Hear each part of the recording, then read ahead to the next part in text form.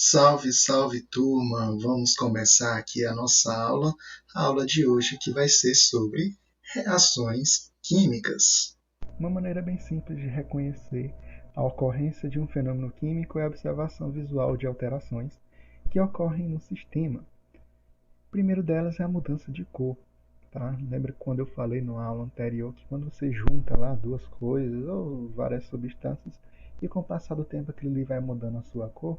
Bom, isso aí é uma maneira simples de se reconhecer uma reação química, observando a mudança de cor.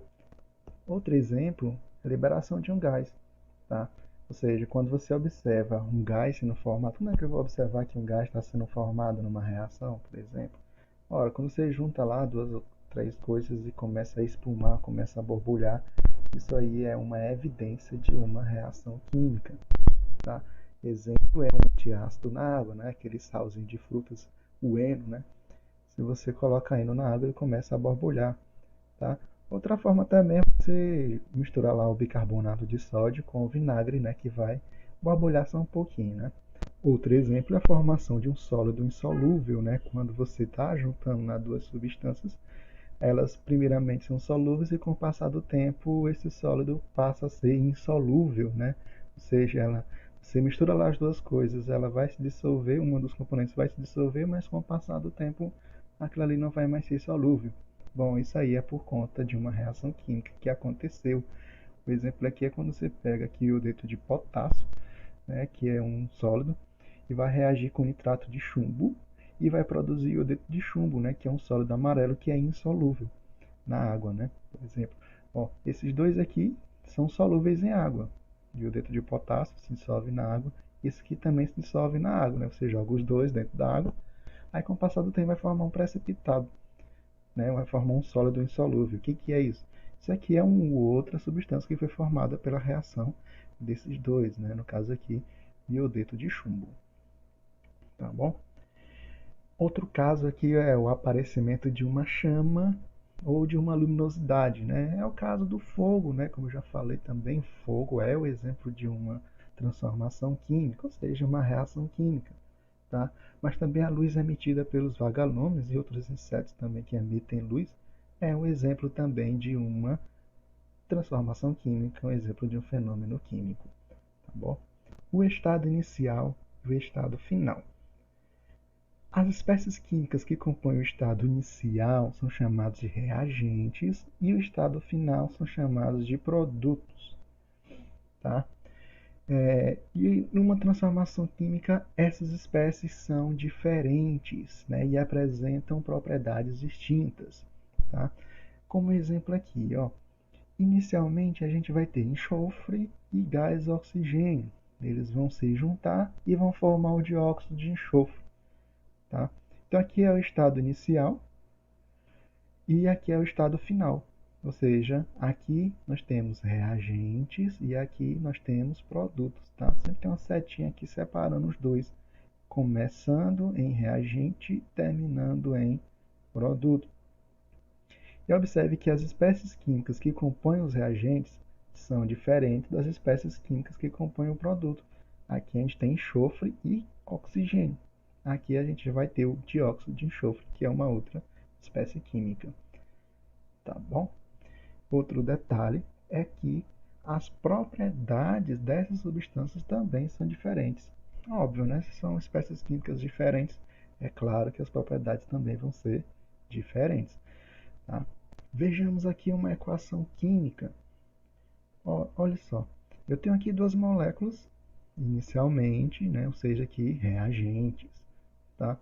Observe que após a reação, a gente vai ter espécies químicas diferentes. Porém, os átomos que compõem essas espécies químicas não se alteram no início nem no final. Tá? Isso aí é a lei de Lavoisier, que a gente vai ver numa aula mais para frente. Tá? Mas esse caso específico aqui, esse exemplo específico aqui, é uma reação de decomposição, né? Porque nós temos aqui duas moléculas iguais formando uma única substância. E essa essas duas substâncias vão formar outras substâncias, né? No caso aqui, a água vai se decompor em gás hidrogênio, né? Duas moléculas de gás hidrogênio, Cada bolinha roxinha dessa aqui é um hidrogênio. Então aqui H2 é H2. Cada bolinha vermelhinha dessa aqui é um oxigênio. Então aqui o O2. Tá? Então aqui antes a gente tem uma espécie química e após a gente tem outras espécies químicas. Que nós temos reagentes, setinha, produtos.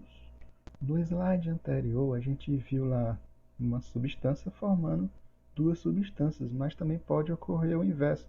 A gente tem aqui duas substâncias, né? Essa aqui é uma substância, né? Moléculas iguais formando uma substância com outra substância. Então, duas substâncias aqui e vai formar somente uma outra substância. Tá? Isso aqui é o exemplo de uma reação de formação, nesse caso aqui é a formação da amônia, que é o NH3. Então aqui, ó, H2, né? H2, H2, ou seja, são três moléculas de H2, por isso que aqui é 3H2. Tá? É uma substância só que são três moléculas dela. Aqui um N2, nesse caso aqui, nesse exemplo, não é mais oxigênio, é o nitrogênio, tá? Essas bolinhas vermelhas. Tá? E aqui formando duas moléculas de NH3. Tá bom? Então aí exemplo clássico de uma reação de formação. Só uma questãozinha aqui para reforçar, né, o entendimento de uma transformação química, um fenômeno químico. Vamos ver aqui o que ela pede.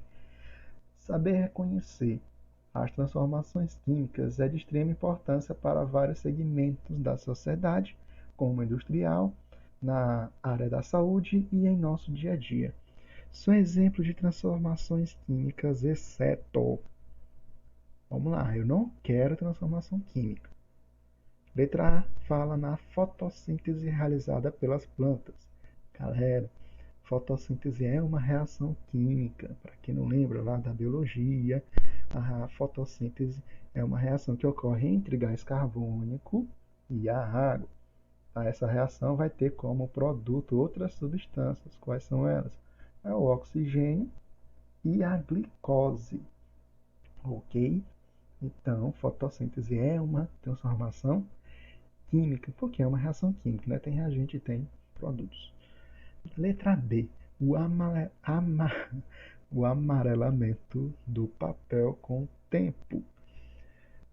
Bom, com o passar do tempo, alguns materiais, né, mudam de cor. Isso acontece por quê? Acontece por conta de reações químicas, principalmente com os gases presentes no ar, entre eles o oxigênio, que é altamente reativo. Tá? Então, o amarelamento de papel e de alguns plásticos também se dá por conta de reação química com o oxigênio. Então, a letra B não é a que deveremos marcar. A letra C. Respiração em seres vivos. A respiração, galera, é uma troca de gases. Você puxa oxigênio e solta gás carbônico, tá? Ou seja, no seu pulmão realiza uma transformação de uma substância em outra. Transformação de uma substância em outra é transformação química. Então não é a letra C. Letra D. Produção de queijo a partir do leite. O queijo é nada mais, nada menos que o leite podre, né? O leite se estraga, né? Geralmente essas fábricas de leite deixam lá o leite exposto lá à ação de bactérias e o leite se estraga. E a partir daí se faz o queijo. Bom, é uma transformação química sim, né? Porque as bactérias elas vão realizar uma reação de decomposição e fermentação. Tá? Ou seja, vão transformar lá algumas propriedades do leite em outras substâncias. Tá? Por isso que o leite, o queijo é bem diferente do leite, né? Aquele sabor azedo, né? Então aquilo ali evidencia uma transformação química. Sobrou aqui a letra E, que é o resfriamento do suco pela inserção de gelo no copo.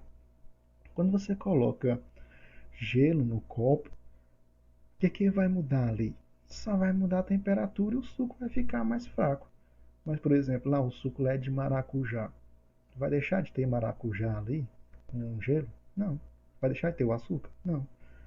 O gelo vai deixar de ser gelo? Vai, mas o gelo é água. Ele não vai deixar de ser água. Tá? Então, não ocorre nenhuma transformação química aqui. Então, marquemos aí a letra E tá? Na letra E não ocorre transformação química e sim física, tá bom? Bom, galera, então por hoje o vídeo é só esse mesmo, tá? Espero ter ajudado. Outras dúvidas aí eu vou tirando com vocês aos poucos, tá bom? Valeu, até mais, tchau, tchau.